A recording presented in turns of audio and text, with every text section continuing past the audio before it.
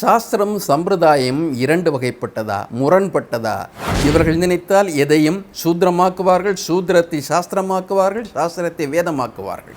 மனுஸ்மிருதியில் பெண்களை பற்றி கூறியுள்ளவற்றை பற்றி தொல் திருமாவளவர்கள் கூறிவிட்டார்கள் என்று ஒரு பெரிய கூக்குரல் எழுப்பினார்கள். இப்பொழுது அது வேலுக்கு மாறிவிட்டது. மதசார்பற்ற பார்ப்பனர்கள் சொல்லப்படுகின்றவர்கள், ஒரு நடிகரும் கூட அதில் வருகின்றார். இப்பொழுதுதான் மனுஸ்மிருதி இல்லையே, இந்த காலத்திற்கு பொருந்தாதது என்பதாக குறிப்பிடுகின்றார்கள். ஸ்மிருதிகள் தோற்ற காலத்திலேயே பொருந்தாதவையாகத்தான் இருக்கின்றன. சம்பிரதாயங்கள் என்பது அவரவர் வசதிக்காக வட்டாரங்களில் வருகின்ற வெவ்வேறு நடைமுறைகள். சபரிமலையில் உள்ள சம்பிரதாயம் பழனிமலைக்கு பொருந்தாது. தேவி சடோபாத்தியாய போன்ற தத்துவவாதிகள் கூறுவார்கள், உலகில் எதையாவது நீங்கள் கடவுள் மறுப்பு தத்துவம் என்று கூற வேண்டும் என்றால் இந்த பூர்வ மீமாம்சம் என்ற தத்துவத்தை கூற வேண்டும். அது கடவுளை பிராமணனுக்கு விட இரண்டாம் தரமாக மாற்றிவிட்டது. அனைத்துமே தெய்வத்தின் வெளிப்பாடுகள் தான், பிராமணனுக்கு அது தனி சிறப்பு இருக்க வழி இல்லை என்று பொதுமைப்படுத்தியது. இறைமையை பொதுமைப்படுத்திய வேதாந்தம். புத்தர் இதை மக்களிடம் கொண்டு சென்றார். மனிதர்கள் செய்கின்ற வினைகளின் பயன்களைத்தான் மனிதர் அனுபவிக்க முடியுமே தவிர யாகங்களின் சடங்களின் பலனால் அவன் மாறுவது இல்லை என்ற தத்துவத்தை கூறினார்கள். பிராமணிய மறுப்பு வேதாந்தத்தை பிராமணிய சார்பு வேதாந்தமாக மாற்றியவர் சங்கரர். அது மட்டுமல்ல, அவர் வேறொரு சதியையும் செய்தார். கருவறைகளில் பார்ப்பனியம் நுழைந்தது. உள்ளூர் மக்கள் வெளியே நிறுத்தப்பட்டார்கள். ஸ்மிருதிகள் சாஸ்திரம், வேதம் சாஸ்திரமாக இருக்கலாம். ஆனால் எந்த தமிழ் நூலை இவர்கள் சாஸ்திரம் என்று ஏற்றுக்கொண்டார்கள்? சாஸ்திரத்தை வைத்துக் கொண்டு சமூக மாற்றம் வராது. சம்பிரதாயத்தை புகழ்ந்து கொண்டு சமூக ஏற்றம் வராது. எந்த அடிப்படையில் சாஸ்திரம் இல்லை என்று கூறுகின்றார்கள்? மனு தர்மம் இல்லையா? ஆணவ கொலைகளுக்கு பின்னால் இருப்பது இந்த பிரதிலோமம் என்ற திருமண முறை அல்லவா? அது மனுவின் தர்மத்தில் இல்லையா? சாஸ்திரம், சம்பிரதாயம், சமகால சமூகம். சாஸ்திரம் சம்பிரதாயம் என்ற இரண்டுமே சம்ஸ்கிருத சொற்கள் தான். இதை நாம் ஏன் பயன்படுத்துகிறோம்? ஒரு சிறிது விளக்கம் தேவைப்படுகிறது. நேற்றைய இந்து ஆங்கில நாளிதழில் ஒரு செய்தி வந்திருந்தது. அதில் இந்துத்துவ அமைப்புகளால் ஒரு புத்தகம் வெளியிடப்பட்டது. அந்த புத்தகத்தின் பெயர் சான்ஸ்கிரிட் நான் டிரான்ஸ்லேட்டபிள், த இம்பார்ட்டன்ஸ் ஆஃப் சான்ஸ்கிரிட்டைசிங் இங்கிலீஷ் என்பதான ஒரு புத்தகம். அதை இந்துத்துவ எழுத்தாளர்களான ராஜீவ் மல்ஹோத்ரா அவர்களும் சத்யநாராயண தாச பாபாஜி என்பவர்களும் இணைந்து எழுதிய புத்தகம். அதன் முதல் பிரதியை வாங்கி கொண்டவர் சுவாமி கோவிந்த தேவகிரி. அவர்தான் இந்த ராம ஜென்மபூமி தீர்த்த க்ஷேத்ரா என்பதின் அறங்காவலரும் பொருளாளருமாக இருப்பவர். இந்த நிகழ்வின் போது ராஷ்ட்ரிய சுயம் சேவக் சங்கத்தின் தலைவர் மோகன் பகவத்தும் நமக்கெல்லாம் மிக அறிமுகமான சுப்பிரமணியம் சுவாமி என்பவரும் உரையாற்றிய செய்திகளை இந்து நாளேடு வெளியிட்டிருக்கிறது. அந்த செய்தியின் தலைப்பே ஃபாரினர்ஸ் டிஸ்டோர்டட் இந்தியன் வே என்பதாக, அந்நியர்கள் இந்திய வழிமுறைகளை திரித்து விட்டார்கள் என்பதாக வருகிறது. அதில் மோகன் பகவத் என்பவர் கூறியது, அந்நியர்கள் இந்திய மொழிகளையும் மரபுகளையும் தங்களது கண்ணோட்டத்தில் தவறாக சித்தரித்து அதை நாம் ஏற்றுக்கொண்டதன் விளைவாக நமது பண்பாட்டு வேர்களிடமிருந்து அந்நியப்படுத்தப்பட்டிருக்கின்றோம் என்பதான ஒரு செய்தி. இந்த புத்தகத்தில் அவர்கள் கூற விரும்புவது, சமஸ்கிருத சொற்களுக்கு ஈடான வேறு மொழி சொற்கள் இருக்க முடியாது. குறிப்பாக ஆங்கிலத்தில் அந்த சொற்களை விளக்குகின்ற ஒற்றை சொற்கள் ஆங்கிலத்தில் இருக்க முடியாது. அத்தகைய சொற்களை சமஸ்கிருத சொற்களையே ஆங்கிலத்தில் பயன்படுத்த வேண்டும் என்பதான ஒரு குறிக்கோளுடன் ஏறக்குறைய ஒரு 54 சமஸ்கிருத வார்த்தைகளுக்கு விளக்கம் தந்து அதை அப்படியே இந்த ஆங்கிலத்தில் கையாள வேண்டும் என்று அவர் கூறியிருக்கின்றார். அப்பொழுது சுப்பிரமணியம் சுவாமி அவர்கள் சொன்னார்கள், இந்த சமஸ்கிருதம் இப்பொழுது உலக மொழியாகிறது, சர்வதேச மொழியாகிறது. இந்த ஆர்டிஃபிஷியல் இன்டெலிஜென்ஸ், செயற்கை புத்திசாலித்தனம் என்பதற்கு உலகில் பயன்படுகின்ற ஒற்றை மொழி, சர்வதேச மொழியாக சமஸ்கிருதம் இருக்கிறது ஒரு பச்சை பொய்யை சொல்லியிருக்கின்றார். சமஸ்கிருத மொழிகளுள்ள சொற்களை பிற மொழிகளில் விளங்கிக் கொள்வது கடினம் என்பதாக அந்த இருவரும் பேசியிருக்கின்றார்கள். உண்மைதான். அந்த சொற்களுக்கு விளக்கங்களை ஒவ்வொரு முறையும் வெவ்வேறாக கூறுகின்ற திறன் அவர்களுக்கு மட்டும்தான் உண்டு, பிறருக்கு இல்லை. சமஸ்கிருத சொற்களின் விளக்கத்தை இந்திய மொழிகளில் தர முடியாதவர்கள் இப்பொழுது ஆங்கிலத்தில் சமஸ்கிருத சொற்களை அப்படியே ஏற்றுக்கொள்ள வேண்டும் என்ற ஒரு முயற்சியில், இது சர்வதேச மொழியாக சமஸ்கிருதத்தை காட்டுகின்ற முயற்சியில் ஈடுபட்டிருக்கின்றார்கள். இதை இந்துத்துவவாதிகளின் சர்வதேச சதி என்பதாக எடுத்துக்கொள்ளலாம். இப்போ அந்த வார்த்தைகளில் அவர் ஒன்று குறிப்பிட்டிருக்கார். என்ன குறிப்பிட்டிருக்காருன்னா, நமது தர்மா என்பதை வெளிநாட்டுக்காரர்களால் புரிந்து கொள்ள முடியவில்லை. தர்ம சம்ஸ்கிருதி என்று அவர் குறிப்பிட்டிருக்கின்றார்.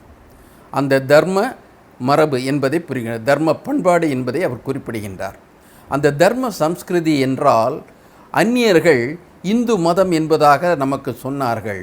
ஆனால் இது இந்து மதம் என்பது ஒரு குறுகிய வட்டம், இந்து தர்மம் என்பது மிகப்பெரிய வட்டம். அவர்களால் அதை உட்கொள்ள முடியவில்லை என்று அவர் குறிப்பிட்டிருக்கின்றார். அதை நாம் ஏற்கனவே அறிவோம். அவர்கள் மதம் என்று சொல்ல மாட்டார்கள். மதத்தில் கடவுளை பற்றிய கருத்தியலும் கடவுள் வழிபாட்டு முறைகளும் இறை நம்பிக்கையும் தான் மையமானவை. கிறிஸ்துவம், இஸ்லாம் எல்லா சமயங்களிலும் நாம் அதை பார்க்கின்றோம். ஒரே தெய்வம், அந்த தெய்வத்தை எந்த பெயரில் அழைப்பது, அதை உருவத்தோடு காண்பதா, உருவம் இல்லாமல் காண்பதா, அந்த தெய்வத்தினுடன் நமக்குள்ள தொடர்பு, இதை பற்றி சொல்லுவதுதான் மதம். ஆனால் இந்து மதம் கடவுளை பற்றி கவலைப்பட்டதே கிடையாது. இந்து மதம் என்பது பிராமணரை உச்சத்தில் வைக்கின்ற ஒரு சமூக கட்டமைப்பை மையப்படுத்தியது. அவர்கள் சொல்லுகின்ற விஸ்வதர்மா என்று சொல்லுகின்றார்கள். இதை இந்திய நீதிமன்றங்களும் ஏறக்குறைய நீதிபதிகளாக இருந்த அத்துணை பிராமணர்களும் என்ன சொன்னார்கள், இது ஒரு இந்து மதம் என்பதை வே ஆஃப் லைஃப் என்று சொன்னார்கள், வாழ்வியல் முறை என்று சொன்னார்கள். கடவுள் இரண்டாம் தரத்திற்கு மாற்றப்படுகின்றார், கடவுள் முக்கியமானவர் அல்ல. இன்று அவர்கள் வேலை பிடித்து கொண்டு நம்மை கடவுளை பற்றி பேசினாலும் கூட இந்துத்துவம் என்பது கடவுள் சார்ந்தது அல்ல, இறை கொள்கை சார்ந்தது அல்ல. அது பிராமணரை மையப்படுத்தி இருக்கின்ற ஒரு சமூக கட்டமைப்பு, சித்தாந்த தத்துவம், அத்துணை வாழ்வியல் முறைகளும் இந்த பிராமணரை மையப்படுத்தி வருகின்ற ஒரு அமைப்பிற்கு இந்துத்துவம் என்று கூறுகின்றார்கள். இதை நாம் புரிந்து கொண்டுதான் அவர்கள் கையாளுகின்ற நீதிமன்றங்களில் அடிக்கடி சொல்லப்படுகின்ற சாஸ்திரம், சம்பிரதாயம் என்பதை பற்றி நாம் புரிந்து கொள்வதற்காக இன்று நாம் இங்கே சந்திக்கின்றோம். சாஸ்திரம், சம்பிரதாயம். நீங்கள் சமஸ்கிருத சொற்கள், வைதீகத்திற்கு பயன்படுகின்ற சொற்கள். காந்தியார் வைக்கம் போராட்டத்தில் ஈடுபட்ட பொழுது அதை பற்றி அவர் சமரசம் பேசுவதற்காக திருவனந்தபுரத்திற்கு வருவதற்கு முன்னால் நம்பூதிரிகளை சந்தித்து பேசுகின்றார். நம்பூதிரிகளை சந்தித்து பேசுகின்ற பொழுது அவர் கேட்டது, இந்த தீண்டாமைக்கோ அல்லது கோவில் சுற்றியுள்ள வழிகளில் உள்ள தடைகள், சூத்திரருக்கும் பஞ்சமருக்கும் உள்ள தடைகளுக்கு சாஸ்திர அங்கீகாரம் உண்டா, சாஸ்திரங்களில் ஏதேனும் இதற்காக கூறப்பட்டிருக்கிறதா என்று கேட்டார். நம்பூதிரிகள், சாஸ்திரமும் இருக்கலாம், ஆனால் சம்பிரதாயம் அதைவிட முக்கியம், அந்த மரபு என்பது முக்கியம், இந்த மரபாக நாம் இதை கொண்டு வந்திருக்கின்றோம், சாஸ்திரத்துக்கு உள்ள அத்துணை அங்கீகாரமும் அத்துணை வலிமையும் சம்பிரதாயத்திற்கு உண்டு என்று கூறினார்கள். அதே போலத்தான் இப்போ இந்த சபரிமலையில் மகளிர் நுழைவதற்கு என்ன தடை என்ற கேள்வி வந்தது. முதலில் மகளிர் போகலாம் என்று தீர்ப்பளித்த நீதிமன்றம் பிறகு சிறிது தயங்கி பின்வாங்கியது. ஏன் தயங்கி பின்வாங்கியது என்று தெரியும். அங்கே உள்ள இந்துத்துவவாதிகளுக்கு வசதிக்காக முதலில் அனுமதி உண்டு என்றார்கள், பிறகு அதில் தயக்கம் காட்டினார்கள். அப்பொழுதும் கேட்கப்பட்ட கேள்வி, எந்த அடிப்படையில் பெண்கள் சபரிமலைக்கு செல்லக்கூடாது என்று தடை இருக்கிறது என்று கேட்டார்கள். ஏதேனும் சாஸ்திரங்களில் இருக்கிறதா என்று கேட்டார்கள். அப்பொழுதும் கூட அவர்கள் சொன்னது, சம்பிரதாயம்தான் முக்கியம், சம்பிரதாயப்படி பெண்களுக்கு நுழைய உரிமை இல்லை என்பதாக சொன்னார்கள். சாஸ்திரம் சம்பிரதாயம் இரண்டு வகைப்பட்டதா, முரண்பட்டதா என்பதை பற்றி ஒரு தெளிவு நமக்கு வேண்டும். சாத்திரம் என்றால் என்ன, சம்பிரதாயம் என்றால் என்ன? சமஸ்கிருதத்தில் சாஸ்திரம் என்பது பல பொருளில் பயன்படுத்தப்படுகிறது. சாஸ்திரம் என்றால் அறிவியல் என்று கூட பொருள் உண்டு. சாஸ்திரிய அறிவியல் பூர்வமான என்ற பொருள் உண்டு. வான சாஸ்திரம், வானத்தை பற்றிய அறிவியல் என்பதாக பொருள். வாஸ்து சாஸ்திரம் என்பதாக சொல்லுவார்கள். சாஸ்திரம் என்பதை அறிவியல் என்று கூட நம்மை நம்ப வைப்பார்கள். ஆனால் சாஸ்திரம் என்பதற்கு ஏற்கனவே முடிவு செய்யப்பட்டுவிட்ட, எடுத்த வடிவில் முடிவு செய்யப்பட்டுவிட்ட சில வரையறைகள் என்று பொருளாகிறது. ஏற்கனவே முடிந்து போயிற்று. அறிவியலில் பொதுவாக எதையும் முடிவாக ஏற்றுக்கொள்வது கிடையாது. அதை தொடர்ந்து அவர்கள் கேள்விக்கு உள்ளாக்கி கொண்டே இருப்பார்கள். எந்த ஒரு சித்தாந்தத்தையும் எந்த ஒரு முடிவையும் தொடர்ந்து கேள்விகளுக்கு உள்ளாக்குவதும் மறுபரிசீலனை செய்வதும் மாற்றம் கொண்டு வருவதும் அறிவியலின் ஒரு அடிப்படை. அறிவியல் என்ன கூறுவார்கள்? இப்பொழுது உள்ள ஒரு தத்துவம் உண்மை என்பது எதுவரையில் உண்மையாக இருக்கும் என்றால், இந்த தத்துவம் உண்மை அல்ல என்று நிரூபிக்கப்படும் வரை இந்த தத்துவம் உண்மை என்று ஏற்றுக்கொள்ளப்படும் என்றுதான் அவர்கள் சொல்லுவார்கள். அறிவியலாளர்கள் மக்களை ஏமாற்றுவது கிடையாது. இதுதான் மாற்ற முடியாத உண்மை என்று சொல்லுவது கிடையாது. எந்த உண்மை என்று கூறப்படுகின்ற ஒன்றையும் தொடர்ந்து பகுத்தறிவுக்கும் பலதுறை கேள்விகளுக்கும் உள்ளாக்கி, பரிசோதனைக்கு உள்ளாக்கி, அது பொய் என்று மெய்ப்பிக்கப்படும் வரையில் இந்த உண்மை உண்மையாக ஏற்றுக்கொள்ளப்படும் என்பதுதான்.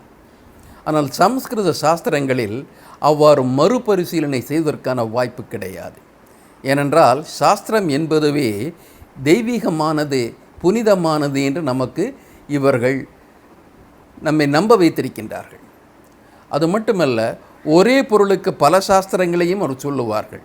உதாரணத்திற்கு தர்ம சாஸ்திரம் என்றால் என்ன? வாழ்வியல் நெறிகள். தர்மசாஸ்திரம் வாழ்வியல் நெறிகள். மனுஸ்மிருதி மனு தர்ம சாஸ்திரம். அந்த சாஸ்திரத்தை வேதமாக மாற்றுவது உண்டு. வேதம் என்றால் கடவுள் நிலைக்கு சென்றுவிடும். முதலில் இவர்கள் வாஸ்து சாஸ்திரம் என்றார்கள். இப்பொழுது வாஸ்து வேதம் என்று ஒரு அமைப்பை நடத்தி கொண்டிருக்கின்றார்கள். இவர்கள் நினைத்தால் எதையும் சூத்திரமாக்குவார்கள், சூத்திரத்தை சாஸ்திரமாக்குவார்கள், சாஸ்திரத்தை வேதமாக்குவார்கள். அவர்கள் வசதிக்கேற்றால் போல. ஆனால் இங்கே சாஸ்திரம் என்பது இவர்கள் குறிப்பிடுகின்றது ஏற்கனவே வரையறை செய்யப்பட்டு விட்ட, ஏற்றுக்கொள்ளப்பட்டு விட்ட, விவாதத்திற்கு இடமில்லாத ஒடுக்கமுறைகள், தனி மனித உறவுகள், குடும்ப உறவுகள், சமூக உறவுகள், சமூக பொறுப்புகள், அரசுக்கும் தனி மனிதனுக்கும் அரசுக்கும் சமூகத்துக்கும் இடையேயான உறவு முறைகள் அனைத்தையும் சாஸ்திரங்கள் முடிவு செய்து விட்டன. மனுஸ்மிருதி ஒரு மனு தர்ம சாஸ்திரம். அது ஒற்றை சாஸ்திரம் அல்ல. இதை தவிர பல ஸ்மிருதிகள் இருக்கின்றன. நாரத ஸ்மிருதி, விஷ்ணு ஸ்மிருதி, அபஸ்தம்ப ஸ்மிருதி, யக்ஞவால்கிய ஸ்மிருதி என்று பல ஸ்மிருதிகள் இருக்கின்றன. ஒற்றை ஸ்மிருதி அல்ல. ஆனால் அனைத்திற்கும் முதன்மையானதும் அவற்றுக்கு அடிப்படையானதுமாக கொள்ளப்படுவது மனுஸ்மிருதி. இது மனுவுக்கும் கூட ஒரே ஸ்மிருதியா என்றால் இல்லை என்று இன்று அவர்கள் கூறுவார்கள். நமக்கு கிடைக்கின்ற 8 பிரதிகளின் மூலமாக சொல்லுகின்றோம். மனுஸ்மிருதி என்ற ஒன்று, அதற்கு தரப்படுகின்ற விளக்கங்களை ஏறக்குறைய நீதிமன்றங்கள் கையாளுகின்றன. மனுஸ்மிருதியில் பெண்களை பற்றி கூறியுள்ளவற்றை பற்றி தொல் திருமாவளவர்கள் கூறிவிட்டார்கள் என்று ஒரு பெரிய கூக்குரல் எழுப்பினார்கள். திடீரென்று கூக்குரல் அடங்கிவிட்டது. அந்த கூக்குரல் 2-3 நாட்களுக்கு அடங்கி இப்பொழுது அது வேலுக்கு மாறிவிட்டது. ஏனென்றால் அந்த கூக்குரலில் அவர்கள் நிலைக்க முடியாது என்பது புரிந்துவிட்டது. மனுஸ்மிருதியை மறுக்க முடியாது என்று புரிந்துவிட்டது. அப்பொழுது அவர்கள் எழுப்பிய ஒன்று, சில பெருந்தன்மையான தாராளமான அரசியல்வாதிகள் என்று சொல்லப்படுகின்ற சிலர், குறிப்பாக பார்ப்பன செக்குலர் அந்த நபர்கள் என்று சொல்லப்படுகின்ற மதசார்பற்ற பார்ப்பனர்கள் என்று சொல்லப்படுகின்றவர்கள், ஒரு நடிகரும் கூட அதில் வருகின்றார். இப்பொழுதுதான் மனுஸ்மிருதி இல்லையே, இதை பற்றி விவாதம் தேவையற்றது, அர்த்தமற்றது என்று கூறுகின்றார்கள். அந்த மனுஸ்மிருதி இந்த காலத்திற்கு இல்லை, முந்தைய காலத்திற்கு இருக்கலாம் என்பதாக சொல்லுகின்றார்கள். மனுஸ்மிருதியே இல்லை என்று சொல்லுபவர்கள் தொல் திருமாவளவன் சுட்டிக்காட்டி உண்மையான மனுஸ்மிருதி அல்ல என்று சொல்லுபவர்கள், உண்மையான மனுஸ்மிருதியை குறிப்பிடாதவர்கள் இப்பொழுது மனுஸ்மிருதி காலத்துக்கு ஒவ்வாதது என்று கூறுகின்றார்கள். அவுடேட்டட், இந்த காலத்திற்கு பொருந்தாதது என்பதாக குறிப்பிடுகின்றார்கள். நண்பர்களே, ஒன்றை சரியாக புரிந்து கொள்ளுங்கள். ஸ்மிருதிகள் அதன் தோற்ற காலத்திலேயே பொருந்தாதவையாகத்தான் இருக்கின்றன. அநியாயமான ஸ்மிருதிகளாகத்தான் இருக்கின்றன. எந்த காலத்திலும் அவை நேர்மையாக சமூகத்தில் ஏற்பு செய்யக்கூடிய வகை இருந்ததில்லை. ஆகவேதான் தோன்றிய காலத்திலிருந்து மனுஸ்மிருதியையும் அதை போன்ற பிற ஸ்மிருதிகளையும் அறிவார்ந்தவர்கள் எதிர்த்து கொண்டே வந்திருக்கின்றார்கள். இந்த சாஸ்திரங்கள் என்பது ஒரு நம்பிக்கையாக மாறிவிட்டன. சாஸ்திரமே அறிவியல் பூர்வமாக இருந்திருக்க வேண்டிய சாஸ்திரம் ஒரு நம்பிக்கை ஏடாக மாறிவிட்ட காரணத்தினால் அந்த சாஸ்திரத்தை புரிந்து கொள்ள வேண்டும். பல நீதிமன்ற தீர்ப்புகள் இருக்கின்றன, ஸ்மிருதிகளை குறிப்பிட்டிருக்கின்றன. அதே போல சம்பிரதாயங்களையும் பற்றியும் சொல்லுகின்றார்கள். சாஸ்திரத்திற்கும் சம்பிரதாயத்திற்கும் தொடர்பு என்ன, பிணைப்பு என்ன? சாஸ்திரம் எழுதப்பட்டு விட்டது, அது ஏடாக கிடைக்கிறது. சம்பிரதாயம் எழுதப்படாமல் நடைமுறையில் இருக்கிறது. ஆனால் சம்பிரதாயங்கள் எல்லாமே சாஸ்திரத்திலிருந்து தோன்றியவை என்றும் கூறப்படுகின்றது. சாஸ்திரத்தை மீறக்கூடாத சம்பிரதாயங்கள் என்றும் கூறப்படுகிறது. ஆகவே சம்பிரதாயங்கள் என்பது அவரவர் வசதிக்காக வட்டாரங்களில் வருகின்ற வெவ்வேறு நடைமுறைகள். சபரிமலையில் உள்ள சம்பிரதாயம் பழனிமலைக்கு பொருந்தாது. பழனிமலையில் உள்ள சம்பிரதாயம் திருப்பதி வெங்கடேஸ்வர பெருமாளுக்கு பொருந்தாது. இந்த சம்பிரதாயங்கள் அனைத்துமே பத்ரிநாத்துக்கும் கேதார்நாத்துக்கும் பொருந்தாது. சம்பிரதாயங்களை தங்கள் வசதிக்காக மாற்றி மாற்றி அமைத்துக் கொள்வார்கள். ஒவ்வொரு இடத்திற்கு ஏற்றால் போல சம்பிரதாயங்களை உருவாக்கி கொள்வார்கள். ஆனால் அனைத்து சம்பிரதாயங்களுக்கும் விளக்கம் கூறுபவர்களாக, நியாயம் கற்பிப்பவர்களாக இந்த வைதீக சக்திகள், பார்ப்பன சக்திகள் தான் இருந்து வருகின்றன என்ற உண்மையை மறந்துவிடக்கூடாது. சாஸ்திரம் என்று அவர்கள் தருகின்ற அங்கீகாரம் அதுதான் அடிப்படை என்று சொல்லுகின்றார்கள். ஆனால் இதையும் கூட அவர்கள் பல புரட்டு வேலைகள் செய்திருக்கின்றார்கள். அடிப்படை இந்த இலக்கியங்கள் என்ன, ஏடுகள் என்ன? வேதம் என்று சொல்லுவார்கள். வேதம்தான் முதலில் உலகில் தோன்றியது. இன்னும் சொல்லப்போனால் வேதத்தால் தான் உலகம் தோன்றியது என்று அவர்கள் கூறுவார்கள். கடவுளை விட முக்கியமானது வேதம். வேதம் கடவுளை உற்பத்தி செய்யக்கூடியது என்று சொல்லுவார்கள். வேதத்தின் மூலமாக கடவுளை அவர்கள் தங்கள் வசப்படுத்திக் கொள்ள முடியும். வேதத்தின் மூலமாக எதையும் மாற்றி அமைக்க முடியும். கடவுளை விட வலிமையானது, பெருமையானது வேதம் என்று கூறுவார்கள். அந்த வேதத்தை அடிப்படையாக அவர்கள் நடைமுறையில் கொண்டு வருவது கிடையாது. ஆதிசங்கரர், 8ஆம் நூற்றாண்டில் இருந்த ஆதிசங்கரர் அடிப்படை நூல்களாக 3ஐ குறிப்பிடுகின்றார். பிரஸ்தான திரேயி என்று சமஸ்கிருதத்தில் அவர்கள் சொல்லுவார்கள். பிரஸ்தானம் இதன் அடிப்படை, இதன் மீது தான் அனைத்தும் எழுப்பப்பட்டிருக்கின்றன என்று 3 நூற்களை ஆதிசங்கரர் சுட்டி காட்டினார். பிரஸ்தான திரேயி அவை என்ன? 1 உபனிஷதம், 2 பிரம்மசூத்திரம், 3 பகவத்கீதை. இது 8ஆம் நூற்றாண்டில், கிபி 8ஆம் நூற்றாண்டில் பிரஸ்தானத்திரை அடிப்படை இலக்கியம் என்று கூறிய சங்கரர் அதில் வேதத்தை சேர்க்கவில்லை, புராணத்தை சேர்க்கவில்லை, இதிகாசத்தை சேர்க்கவில்லை, ஸ்மிருதிகளை சேர்க்கவில்லை. மாறாக அவர் வேதாந்தத்தை, பிரம்மசூத்திரத்தை, பிறகு பகவத்கீதையை அவர் முன்மொழிகின்றார். அப்படி எது சாஸ்திரம்? நமக்கு கீதை சாஸ்திரமா, வேதம் சாஸ்திரமா? சங்கரர் கருத்துப்படி கீதை சாஸ்திரமாக்கப்படுகிறது. இதில் உள்ள நுட்பத்தை புரிந்து கொள்ள வேண்டும். ஏன் இந்த பிரஸ்தான திரேயி என்ற ஒன்றை சங்கரர் 8ஆம் நூற்றாண்டில் கொண்டு வந்தார்? இதை பலமுறை சொல்லியிருக்கின்றேன். பிராமண தத்துவம், வைதீகம் என்று சொல்லப்படுகின்ற தத்துவம், அதை தத்துவத்தில் பார்த்தால் மீமாம்ச தத்துவம் என்று சொல்லுவார்கள். மீமாம்சம், பூர்வ மீமாம்சம் என்று கூறுவார்கள். அந்த பூர்வ மீமாம்ச தத்துவப்படி பிராமணருக்குத்தான் அனைத்திற்குமான உரிமை. ஏனென்றால் அவர்களுக்கு மட்டும்தான் மந்திரங்களை உச்சரிக்கின்ற தகுதி பிறப்பால் வருகிறது. அவர்கள் மந்திரங்கள் இயற்கையை மாற்றியமைக்கின்ற சக்தியை கொண்டவை. அந்த மந்திரங்களுக்கு கட்டுப்பட்டவை தான் இந்த தெய்வீக சக்திகள் என்பவை. ஆகவே அவர்கள்தான் யஜ்ஞங்களை தீர்மானிக்கின்றார்கள், அவர்கள்தான் நடைமுறைகளை தீர்மானிக்கின்றார்கள் என்று மீமாம்சம் சொல்லுகிறது. அதை ஒரு சில தேவி சடோபாத்தியாய போன்ற தத்துவவாதிகள் கூறுவார்கள். உலகில் எதையாவது நீங்கள் நாத்திக தத்துவம், கடவுள் மறுப்பு தத்துவம் என்று கூற வேண்டுமென்றால் இந்த பூர்வ மீமாம்சம் என்ற தத்துவத்தை கூற வேண்டும். ஏனென்றால் அது கடவுளை பிராமணனுக்கு விட இரண்டாம் தரமாக மாற்றிவிட்டது. பிராமணதை உச்சத்தில் வைத்து கடவுளை இரண்டாம் தரமாக மாற்றிவிட்ட ஒன்று. இறைவனை பிராமணன் நினைத்தால் படைக்க முடியும், இறைவனை பிராமணன் நினைத்தால் அடக்க முடியும், தன் மந்திரங்களின் மூலமாக, தன் யஜ்ஞங்களின் மூலமாக என்று கூறுகின்ற பூர்வ மீமாம்சம். ஏறக்குறைய இந்த பௌத்தம் தலையெடுக்கின்ற காலம் வரையில் இவர்கள் இதைத்தான் அதை மீமாம்சம்தான் அவர்களுக்கு சாத்திரமாக இருந்தது. ஏனென்றால் அது பிராமணரை மையப்படுத்துகின்றது. பௌத்தம் தலை தூக்கிய பிறகு, இந்த பிராமணியத்திற்கு எதிர்ப்புகள் பிற பக்கங்கள் வந்த பிறகு, இதை சில மன்னர்கள் பிராமணிய தத்துவ எதிர்ப்பை ஏற்ற பிறகு இவர்கள் தங்கள் நிலைப்பாட்டை மாற்றிக்கொள்ள வேண்டிய அவசியம் ஏற்பட்டது. தாங்கள் தொடர்ந்து பிழைக்க வேண்டுமென்றால் இந்த தத்துவத்தை மாற்ற வேண்டும்.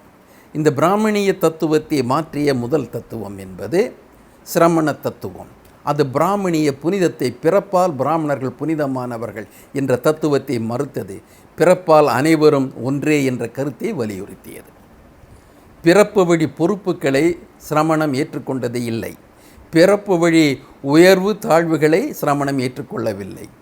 இதை வேதாந்தம் என்று முதலில் சொன்னார்கள். அனைவரும் பிரம்மத்தின் ஆத்மாவின் அம்சங்களே என்பதுதான் இந்த உபனிஷத தத்துவம். அனைவரும், பிராமணன் மட்டுமே தெய்வம் அல்ல, பூசுரர் என்று பிராமணனை குறிப்பிட்டு வந்தார்கள். பிராமணன் மட்டுமே தெய்வத்தின் அம்சம் கொண்டவன் அல்ல. இந்த தெய்வத்தின் அம்சம் என்று கூறப்படுகின்றவை இந்த பரமாத்மாவின் பல கூறுகள் ஒவ்வொரு பிறவியிலும், ஒவ்வொரு பிறப்பிலும், ஒவ்வொரு மனிதரிடமும் இருக்கின்றன. ஆகவே அவர்கள் சொன்னது சர்வம் பிரம்மம் என்பதாக சொன்னார்கள். அனைத்துமே தெய்வத்தின் வெளிப்பாடுகள் தான், பிராமணனுக்கு அது தனி சிறப்பு இருக்க வழி இல்லை என்று பொதுமைப்படுத்தியது, இறைமையை பொதுமைப்படுத்திய வேதாந்தம். ஆனால் இது வெறும் வாதங்களுக்கு மட்டும்தான் பயன்பட்டது. இந்த சத்திரிய செருக்குக்கு மட்டும்தான் பயன்பட்டதே தவிர மக்கள் சமூகத்தில் ஒரு சமத்துவத்தை கொண்டு வருவதற்காக இந்த தத்துவம் பயன்படுத்தப்படவில்லை. வேதாந்த தத்துவம் அரசவைகள் விவாதிக்கப்பட்டது, மக்களிடம் சென்றடையவில்லை. இதை மாற்றி அமைத்தது தான் சமண மதமும் பௌத்த மதமும். புத்தர் இதை மக்களிடம் கொண்டு சென்றார். ஜைனர் இதை மக்களிடம் கொண்டு சென்றார். மக்களுக்காக சங்கங்களை அமைத்தார். சங்கத்தின் மூலமாக இந்த தத்துவங்களை மக்கள் தத்துவங்களாக மாற்றினார். பிறப்பால் அனைவரும் மனிதர்களே என்பதை வலியுறுத்தப்பட்டது. வர்ணத்தை மறுத்தார்கள், வேதத்தை மறுத்தார்கள், யஜ்ஞங்களை சடங்குகளை மறுத்தார்கள்.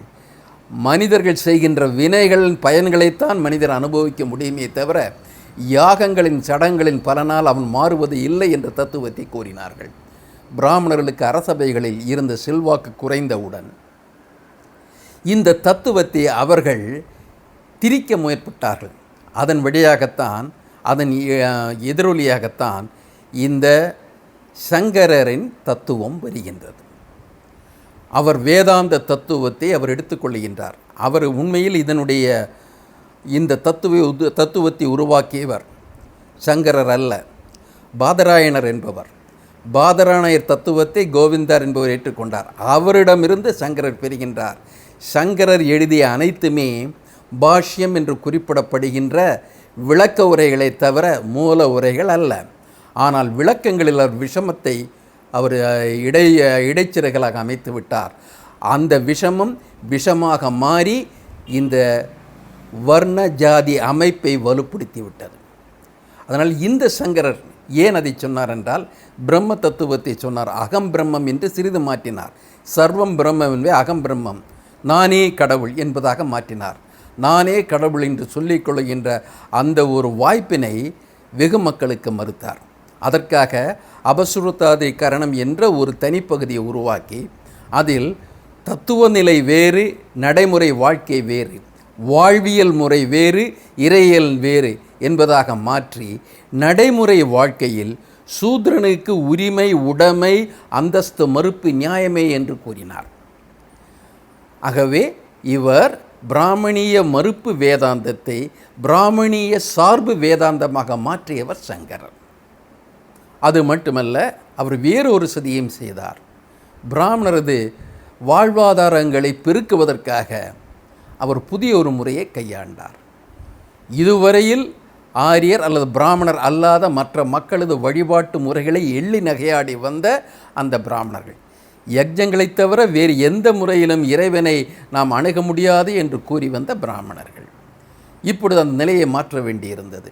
யஜ்ஞங்களால் பிராமணர்களுக்கு மன்னர்கள் மீது செல்வாக்கு கூடியது, மன்னர்கள் மீது பிடிப்பு கூடியது. ஆனால் மக்களிடம் அவர்கள் செல்வாக்கு பெற முடியவில்லை. இப்பொழுது அவர்கள் என்ன சொன்னார்கள்? மக்களது கடவுளர்களுக்கு, உருவக் கடவுளர்களுக்கு அவர்கள் சிலவற்றை அவர் தேர்ந்தெடுத்து அவற்றுக்கு அங்கீகாரம் தந்து ஷண்மதத்தமாக அவர் சித்தரித்தார்கள்.